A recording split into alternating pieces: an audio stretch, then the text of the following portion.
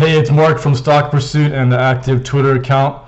If you haven't checked me out on Twitter yet, check my Twitter account out.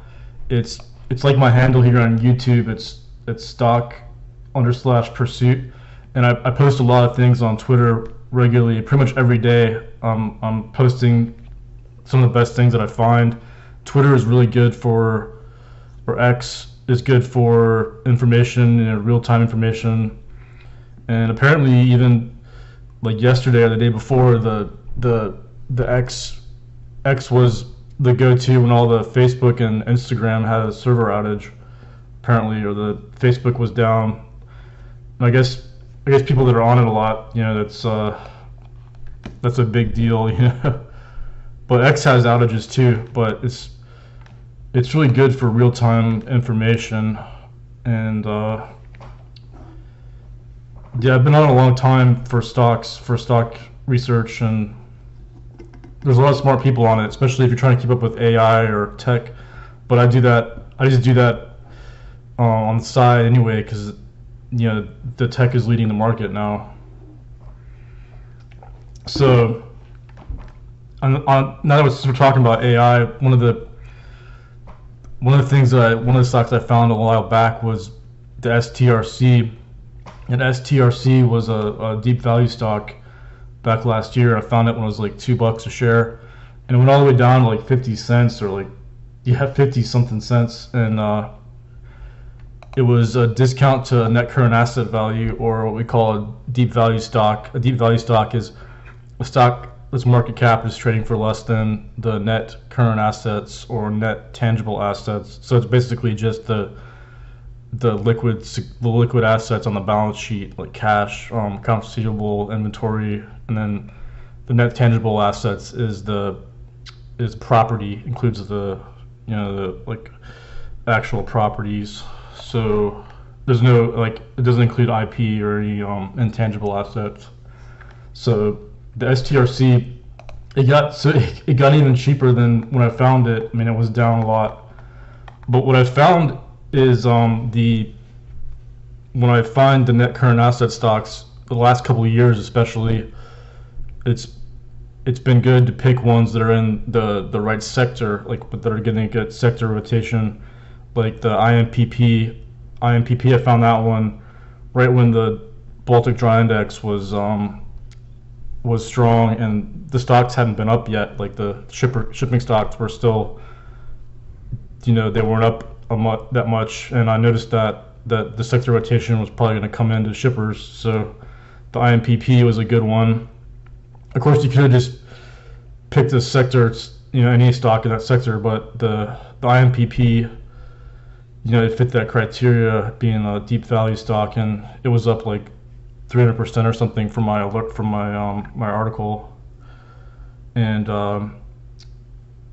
that one's come back a bit, but the STRC was the same thing. It was a AI robotics kind of play, and a lot of people are looking for those now, and they're starting to go into the smaller cap stocks, which I assumed they would, for a long time, because once everybody's invested in Palantir and Snowflake and NVDA, you gotta. There's the other companies that are still undervalued. So yeah, I've been looking at a lot of tech stocks. Like I just went through a bunch of tech charts. So let's go through some of my favorite tech stocks. I put a watch list together actually for like tech and AI, because I still think there's a play in the hardware and like data centers and cloud, and for the AI trade. It's like, those of us that have been following the tech the past couple of years or past year, we realize that the tech trade's not going away. Like the spending and the company's capex and the AI has been huge, and it's not going to go anywhere. Like it could even accelerate. That's what I've been thinking, for a while. Because that's pretty much that's what the trade is now, and it's going to be for a while. So I just found another interesting semiconductor stock. This ASX, and it just broke out today again. Looks like they had earnings like a month back or so, and it's breaking out. ASX, and I never heard of this one. There's so many semis now. Like it's a big company too, and of course the NVDA is still going. So NVIDIA, it's in runaway gap up mode again. I mean, the last time it gapped up like that was back in early February, and had a big run off of that. So I went back into my to the semi trade. I got long semis again with the ETFs. So the one I'm playing is this one, and you know, it's breaking out with NVIDIA. I mean, a lot of the data center stuff sold off, but I think there's going to be good opportunities to buy more of the data center related stocks. Like I found a ETF, this cloud computing ETF is pretty interesting. You know, I mean, hopefully we get a pullback to like $10 or something, or you know, I still think being long, you still got to be long the semi trade here, because there's really a race between all the big tech companies and even smaller ones to create, you know, like really good LLMs, large language models, to be the next big driver in tech. And it's where tech's going now. So it's kind of like iPhone. It's like the smartphones were, you know, 20 years ago, or even the internet. You know, it's like kind of like the internet was in the 90s. It's just the next trend. So there's no reason to really doubt it. It's just you gotta participate in it. And yeah, IBM broke out again. I put that one on my Twitter on this day when it broke out, and it's just continuing here.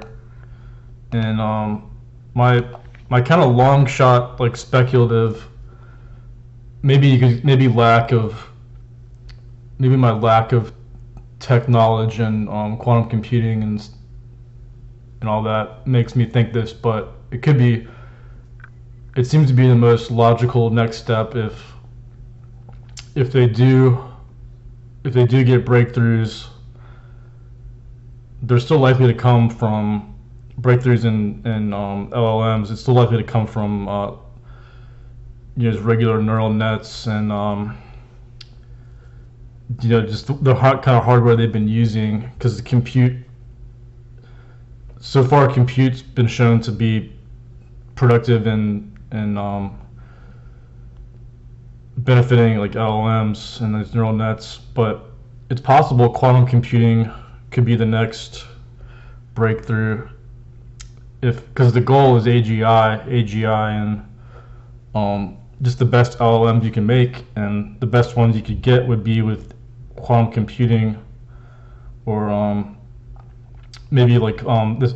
I researched some things on like photons and stuff like that, but the quantum computing could be the next phase, maybe years down the road, or it could be, you know, next year. I don't know, but you know, I think that might be the next phase, but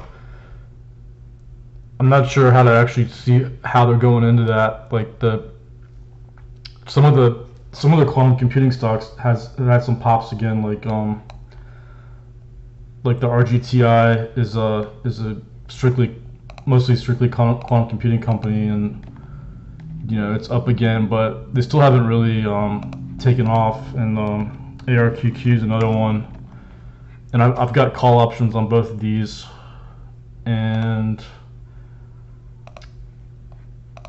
like I think IBM, as far as I know, has some of the best quantum computing hardware, and they've got a history of it too, so they know what they're doing with the quantum computing.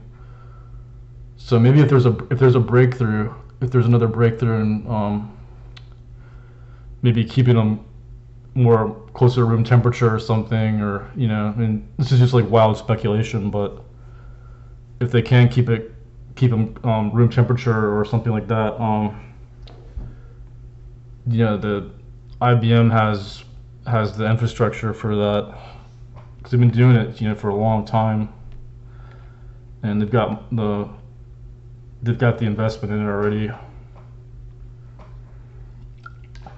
But yes, more of these. So yeah, data center and AI stuff. NTNX still near breakout levels. Like that one. VRT. It's kind of trading with the semis too, like coming off a flag there. There's a lot of sell volume there though, so but still holding uptrend. And net. It could be a flag, but there's a lot of sell volume on that off their earnings. Yeah, this one's trading with like the clouds, other cloud stuff, crowdsource. Yeah, my favorite charts right now are we got ASX. It's in a new breakout range, and NVDA, and this is just the index, the semi index. And the other one's SOX. It's kind of the same thing. And yeah, IBM, Meta. Yeah, Meta's been really good too. And Meta's in this interesting sort of slow breakout, like in a channel. And I don't see ones like this very often, where they're basically in a channel, but it's just super slowly breaking out. Like it's almost like a slow uptrend, but because I thought it was going to go into a channel here, back in early February, and then it just keeps breaking out. So it's like a really slow breakout, which is probably, I think that has to do with the way the algos trade it, and that's the way they ramp it up. Like you see back in 2023, it was kind of the same. It had some periods where it was kind of slow the same way. It just trades in these steady uptrends, like uptrend. This one's a little slower than the other ones have been, but it's still uptrending. It hasn't sold off like a lot of these cloud and other cloud stocks have. So yeah, snow's been down. Yeah, so I think you have to kind of cherry pick now. You have to pick the winners in the sector for the next quarter or two, because some of these have sold off a lot. Like Snowflake should, like in the Palo Alto was kind of the same thing as Snowflake, kind of disappointed the market. So yeah, these are messy, but I think if you stick to like I'm sticking to the semis and these individual stocks, like I think Meta and IBM are gonna be winners for a while. And I was looking at this, the JMIA came back again. Like I was gonna put a short on if it was really red today, but yeah, this one could do anything now. And the supernovas that I found earlier are still going, and like as I always say, these Chinese ones, or these Hong Kong like Chinese pumps or whatever, they can keep going and going. Like this one I guess had a really low float, and the market cap is really low, so I'm guessing it's a really low floater. I haven't actually checked the float, but the fact that it went up like 100% again today, I think it was up like 200% at least at one point, and then so I'm still short biased, but you just gotta be careful with these. It's kind of faked out there. Like I didn't short anything, I just put on, well, I didn't short the supernovas, but I put on more Tesla puts, basically with the TSLL. I put on the TSLL puts again, He just keeps working. Like let's switch to these EV stocks here. So yeah, the EV trade's still working in Tesla. Like it's still reacting off of that, off those deliveries in China, and it's pretty mixed, you know, in the sector here. But I have the CHPT puts too because they have their earnings, and so far things haven't been going well for that company. The last quarter or two, like their earnings were really bad, and it seems like this just deteriorated a lot. But so luckily that one was down, but I just put a speculative small position on with those puts because they've got earnings this week. And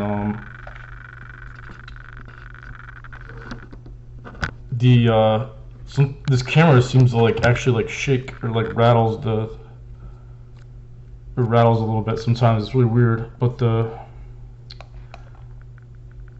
Rivian's coming back up. You know, I think the best setup's just still in Tesla short. And it took out the lows today. Like the lows were 175, and it went down to 173 today. So yeah, it's basically, if it follows through tomorrow, we're back in breakdown mode, and it could go a lot lower based on this lower channel support level here. So that's the level there it could hit. So that'd be like, could be like 150s, you know, 140s. So yeah, that's still got a lot of downside. So I had to put those back on because that trade's working now. And yeah, I changed my mind on the open. I was looking at open because it came off a bear flag, and it's basically a descending triangle. So those have been really good. Those are really good shorts. But the Fed put out some the Fed speakers talked a lot today. So you know, Powell, I thought that might have disrupted this trade here. So you know, the market reacted to the Fed maybe in some stocks because this stock is very interest rate tied. You know, it helps out a lot of the rates are lowered. So but the XHB was up. Yeah, so we just got to see what happens with these housing stocks, because it seems to be some uncertainty what the Fed's going to do this year. But they've been pretty good at telling what they're going to do. So Powell sounds like he's gonna cut rates at some point, but then it just doesn't make sense to cut early. So they're waiting for the 2%. I think they're still targeting 2%. So I just have to trust what they're saying, because they do what they say usually. So yeah, so probably rates will be higher for a while. But yeah, that's about it. That's all I wanted to talk about today. And I might do some more scans for some deep value stocks, and see if we can get some more ones that are in good sectors. And Bitcoin's just kind of consolidating, and that's pretty normal once you get a move like this. I think things had to consolidate around the highs. You don't very much see prices go through highs, you know, without some kind of profit taking or something. So, but I trimmed my Shiba. Like I've got Shiba, Doge, Bitcoin, Avalanche, Ethereum, Bonk, like a speculative coin, and Link. And I bought some Cardano, and just really speculative positions, just to kind of ride the this move here. But yeah, that's about it. I mean, I think you have to watch NVDA. I think I think that semis are gonna lead the market, and that's pretty much it.